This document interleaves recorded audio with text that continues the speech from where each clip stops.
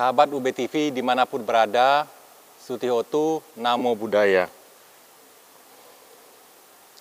Pada sore kesempatan baik ini, perkenalkan saya Pandita Muda Agus Sumarto dari Magabudi, Kota Malang, akan menyampaikan materi Mutiara Dhamma dengan topik Terima kasih Mama atau Mama yang super hebat, terima kasih.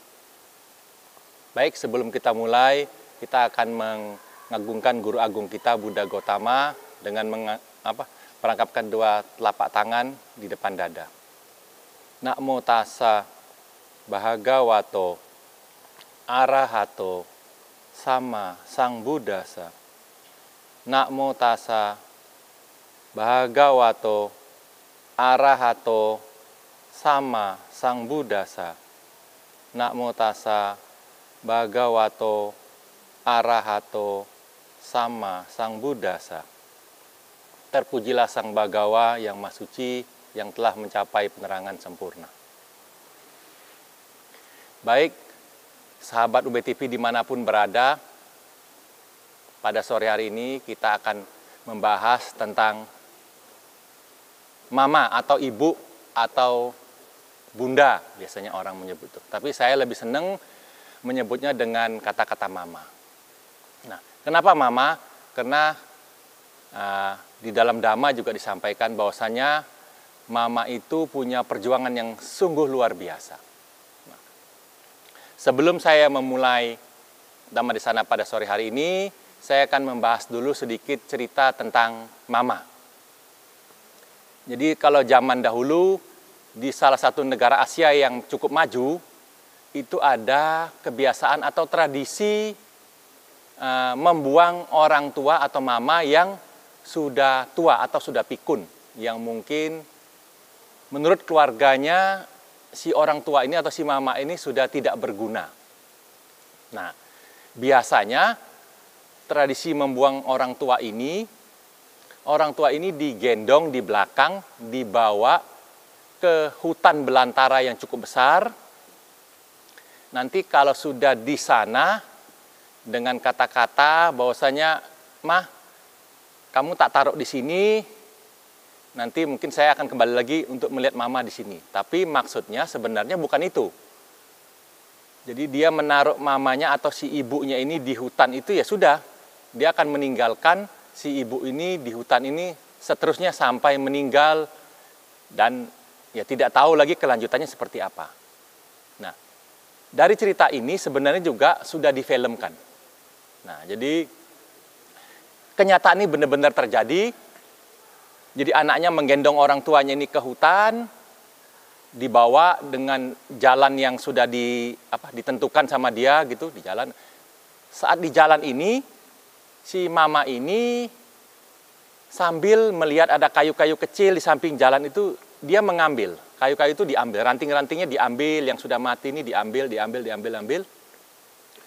Berjalannya waktu, perjalanan yang cukup jauh ini, akhirnya sampailah si anak ini mengantar orang tuanya di hutan yang dimaksudkan tadi. Nah, sampai di sana, dia taruh mamanya, dia ngomong, "Ya ini mah tempat yang saya maksudkan untuk menaruh mama di sini." Nah, tapi di tangannya kan dia pegang kayu ini, ranting-ranting yang coklat-coklat tadi ini. Terus si anaknya bertanya kepada mamanya, "Ngapain mah kamu bawa kayu-kayu ini?" "Oh, kayu-kayu ini saya bawa, maksudnya nanti kamu tak kasih kayu ini untuk bawa pulang. Saya takut kamu nanti nyasar kalau pulangnya," gitu loh. Jadi ada sebagian yang dia pegang, sebagian yang dipatahin, dibuang di jalan-jalan yang dilewati si anak mengantar si mamanya tadi ini. Itu dia ngomong, "Jadi ini saya kasih supaya kamu tahu kalau kayu yang seperti ini tadi ini sudah saya sebarkan juga di jalan yang kita lalui ini tadi, sehingga kamu tidak nyasar kalau pulang."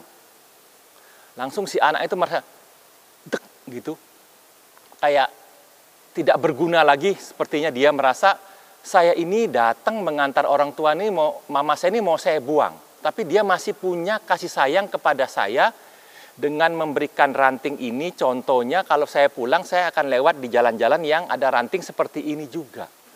Nah, dari cerita ini yang kenyataannya memang terjadi dan juga sudah difilmkan, alangkah durhakanya kita sebagai anak kalau kita merasa bahwasannya si mama atau orang tua kita ini sudah tua itu tidak ada gunanya lagi pada kehidupan kita yang sekarang ini.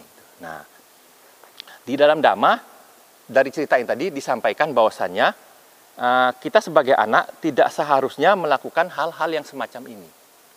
Karena apapun yang terjadi, bahwasannya mama itu adalah orang tua pertama kita di rumah sebelum kita sekolah. Itu yang pertama.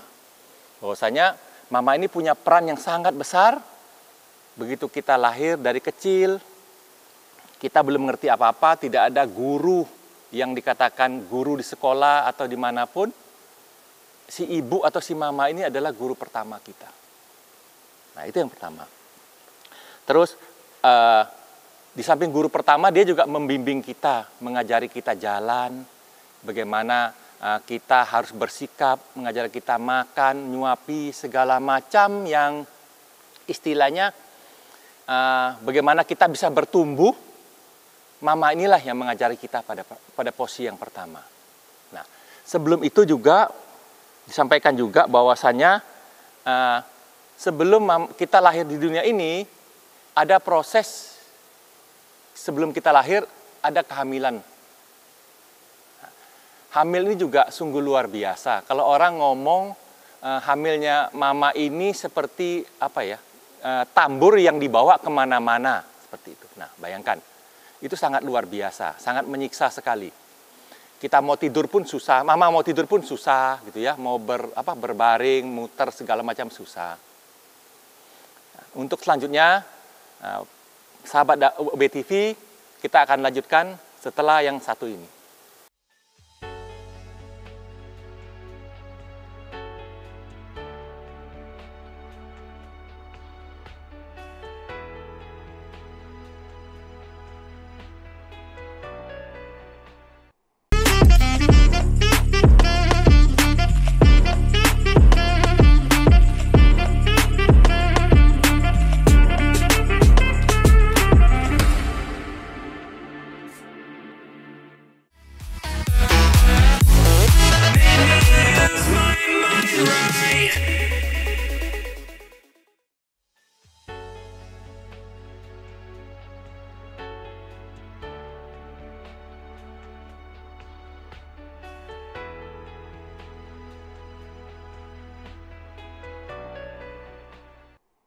Sahabat UBTV, kita bertemu lagi, kita lanjutkan lagi Mutiara Dhamma kita pada sore hari ini. Nah, menyambung cerita tentang mama tadi yang sungguh luar biasa ini, mungkin perlu saya sampaikan juga bahwasannya kita sebagai anak, kita sudah pasti punya mama. Atau kita memang pasti punya mama. Tapi kita sebagai anak, kita belum tentu jadi mama. Atau jadi ibu. Ada ya, kalau memang orang yang sudah, kita sebagai anak, kita pasti punya orang tua, ya mama atau papa atau ibu atau bapak itu. Tapi kita sebagai anak, belum tentu kita jadi orang tua. Nah, jadi pengalaman orang tua, mama atau papa ini sungguh luar biasa daripada kita yang sebagai anaknya. Kita sebagai anak belum tentu jadi orang tua. Nah, itu. Jadi itu perlu kita ingat bahwasannya memang jasanya orang tua itu sungguh luar biasa. Nah, menyinggung tentang kehamilan tadi. Bahwasanya sungguh susah untuk beraktivitas, bergerak dengan biasanya orang tua kita sebelum jadi yang akan calon jadi mama ini biasa dengan kegiatan-kegiatannya setelah hamil sudah agak susah untuk bergerak selama 9 bulan kurang lebih 10 hari. Nah, tapi tetap itu dilakoni oleh orang tua kita, oleh mama kita. Apapun yang terjadi, kalau sudah lahir, kamu tetap anakku, aku tetap memelihara, mengayomi kamu seperti apa adanya. Terus yang kedua, mama juga memberikan cinta kasih atau meta kepada kita yang sungguh luar biasa. Dia tidak pernah membeda-bedakan bahwasannya kalaupun dia punya anak lebih dari satu, ini anak yang saya sayang atau gimana, semua akan disayangi gitu loh ya.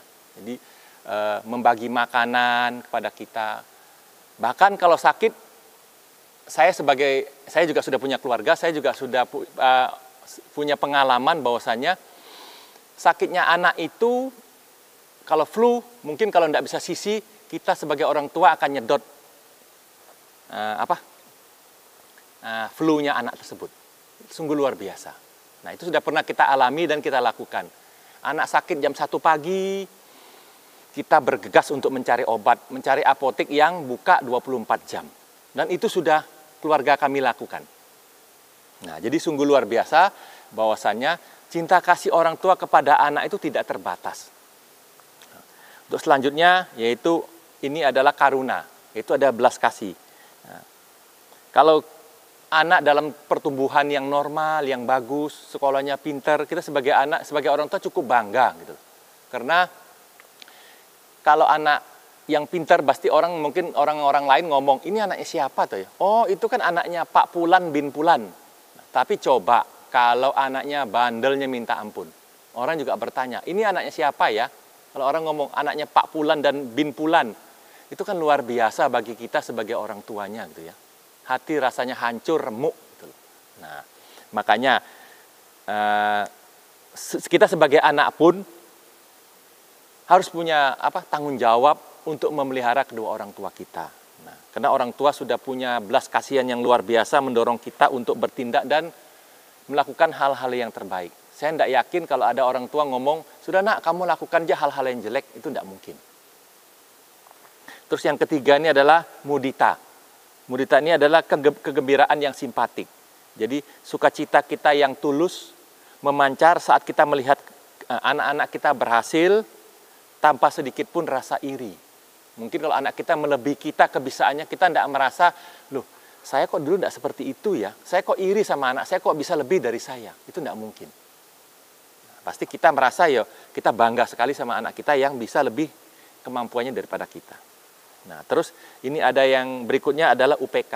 Ini adalah keseimbangan batin, sikap yang penuh kebijaksanaan dimanapun ia mampu melepaskan dan untuk mandiri. Jadi kita merasa senang kalau anak kita seandainya sudah bisa mandiri. Mungkin yang gampang itu kuliah ya, kuliah di luar kota, bukan di kota di mana kita tempat tinggal. Kita akan bangga sekali kalau anak kita sudah bisa mandiri.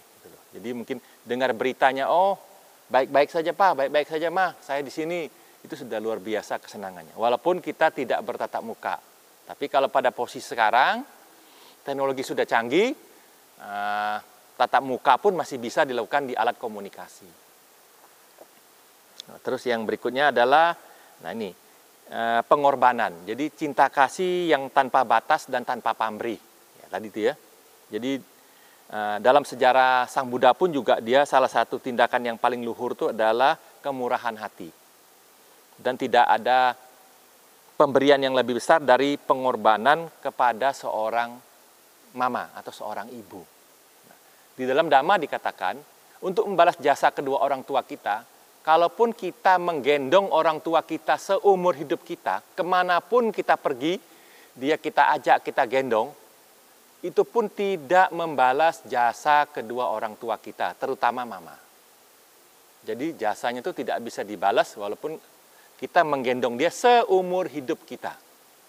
Berarti kalau seumur hidup kita kan orang tua kita sudah meninggal ya harusnya ya, gitu ya. Karena kita lahirkan orang tua sudah memang kondisi dewasa, nah, kita juga sudah dewasa seumur hidup kita ya, pasti orang tua kita sudah meninggal. Itu diumpamakan, perumpamaannya seperti itu.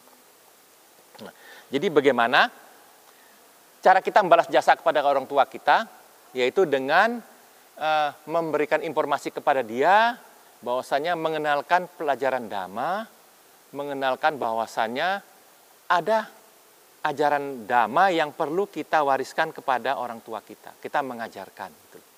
Minim kita mengajarkan dia bahwasanya berusaha menghindari pembunuhan, mabuk-mabukan, terus mengambil barang yang tidak diberikan, berkata yang benar, maksudnya menghindari berkata yang tidak benar. Dan memakan atau meminum minuman yang mengandung alkohol atau yang membuat ketagihan. Minim kita mengajarkan dia seperti itu, setidaknya bisa membalas jasa kedua orang tua kita. Walaupun tidak full, tapi minim kita sudah melakukan hal-hal yang terbaik untuk kedua orang tua kita. Baik. sahabat UBTV, kita akan lanjutkan setelah yang satu ini.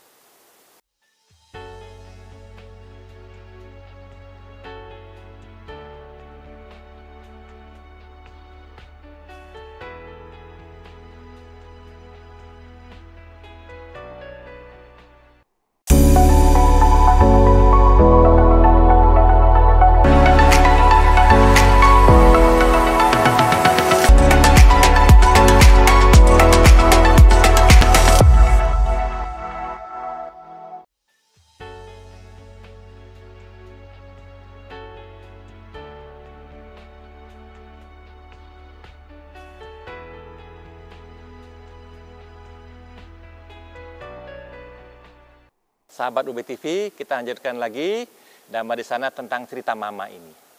Untuk yang selanjutnya, pengorbanan seorang mama ini adalah pengorbanan fisik.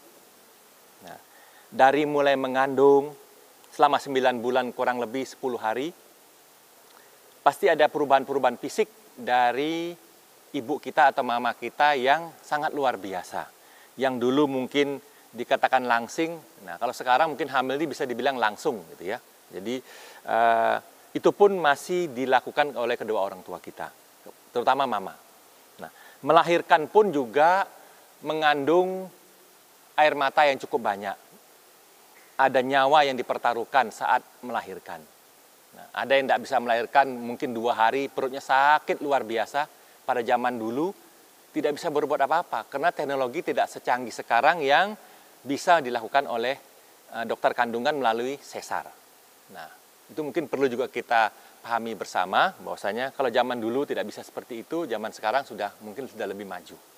Jadi itu juga dialami kedua orang tua kita, terutama mama saat mau melahirkan tidak bisa lahir-lahir.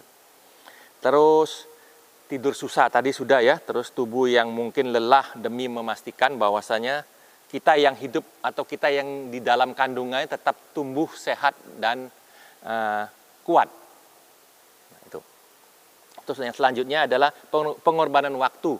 Nah, biasanya kalau ibu-ibu yang masih muda itu punya hobi sendiri yang sebagai sosialita gitu, itu pun juga dikorbankan. Tidak bertemu dengan teman-temannya beberapa saat mungkin ya, tidak sesering mungkin saat sebelum hamil. Nah, ini juga dikorbankan untuk kalau kita sudah lahir untuk ya kita harus belajar, harus ditemani, ada me time-nya lah untuk anak-anaknya juga sebagai seorang mama gitu ya. Bercerita kepada anaknya, dongeng sebelum tidur, segala macam itu juga waktunya dikorbankan untuk kita sebagai anaknya. Terus pengorbanan emosional. Nah, di sini juga seorang ibu ini sangat emosional apabila melihat kita tidak sesuai dengan keinginannya. Jadi maksudnya supaya kita ini benar-benar bisa menjadi anak yang baik, suri toladan gitu. Rasanya juga dia merasa emosinya nggak stabil apabila kita sebagai anak tidak melakukan hal-hal yang atau norma-norma yang tidak pantas dilakukan. Nah, itu juga banyak terjadi sekarang. Pergaulan bebas, sekolah tapi tidak mengikuti aturan sekolah, bolosan segala macam itu juga termasuk hal-hal yang cukup menyakitkan hati kedua orang tua kita. Nah, terus juga di sini disebut bahwasannya ya tadi yang saya sebutkan tadi yang tidak bisa membalas jasa dengan seumur hidup tadi. Nah, terus yang ketiga ini adalah bakti. Nah, ini adalah jalan menuju kebahagiaan sejati. Nah, jika si mama tadi tidak dapat dibalas dengan sepenuhnya, makanya kita harus berbakti dengan yaitu tadi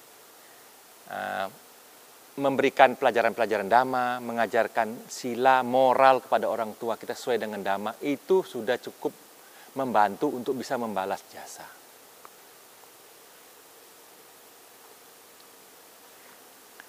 Nah, terus ada lagi yang ini adalah bakti fisik, di sini termasuk dana ya. Jadi kalau memang kita sebagai anak sudah dibesarkan oleh kedua orang tua kita, terutama mama dengan susah payah, kita dianjurkan di sini bahwasanya untuk merawat kedua orang tua kita apabila orang tua kita memang sudah kondisinya sakit-sakitan. Nah, karena ada peribahasa atau pepatah mengatakan, satu papa dan satu mama atau satu ibu dan satu bapak bisa merawat 8 anaknya. Tapi 8 anaknya belum tentu bisa merawat satu mama dan satu papa. Apakah itu ada terjadi? Banyak. Nah, jadi kita harus pegang itu juga sebagai landasan kita berpikir bahwasannya luar biasanya itu tidak terhingga bisa merawat 8 anak. Kita 8 anak belum tentu bisa merawat satu papa dan satu mama. Nah, terus bakti moral ini adalah sila.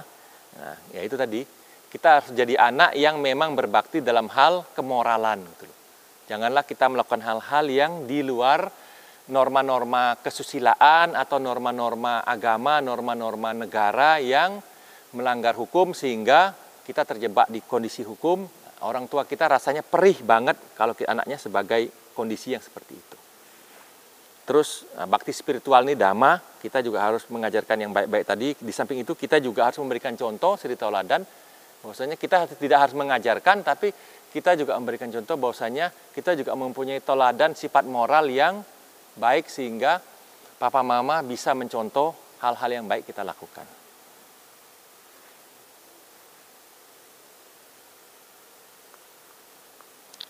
Ya, saya rasa mungkin itu yang bisa saya sampaikan, tapi mungkin saya perlu tambahkan lagi bahwasannya ada 5 cairan yang dipunyai mama yang mungkin tidak dipunyai semua orang. Mungkin ada sebagian yang dipunyai tapi tidak semua orang mempunyai itu. Nah, ini adalah cairan yang pertama, yaitu mama mempunyai cairan ketuban. Nah, cairan ketuban ini apa fungsinya? Dipakai saat mama akan melahirkan kita. Jadi fungsinya sungguh luar biasa juga cairan ketuban ini, itu ada pada seorang ibu. Sudah. Nah, yang kedua ini adalah cairan darah atau darah. Nah, itu juga saat melahirkan kita juga membutuhkan darah yang cukup banyak kalau seandainya orang tua kita, ibu kita melahir dalam kondisi pendarahan. Terus yang ketiga ini adalah ASI, cairan air susu ibu. Nah, ini juga tidak dipunyai semua orang, akan menyusui anaknya pada saat anaknya sudah dilahirkan. Nah, hanya ibu yang mempunyai itu. Kalau mungkin kaleng itu kan berarti kan air susu sapi. Nah, berarti kalau itu berarti bisa dibilang anak sapi katanya gitu ya. Kalau air susu ibu berarti memang ya anaknya ibu, anaknya mama. Terus yang keempat ini adalah cairan keringat. Ini keringat yang membasahi tubuhnya kalau dia memelihara kita, menolong kita. Terus yang kelima ini adalah cairan air mata, doa ibu yang luar biasa kalau kita sukses dan bahagia. Demikian sahabat UB TV, mimbar Mutiara Dhamma kita pada sore hari ini. Semoga semua makhluk selalu berbahagia. Sabe sata bawantu sukitata. Sadu, sadu, sadu.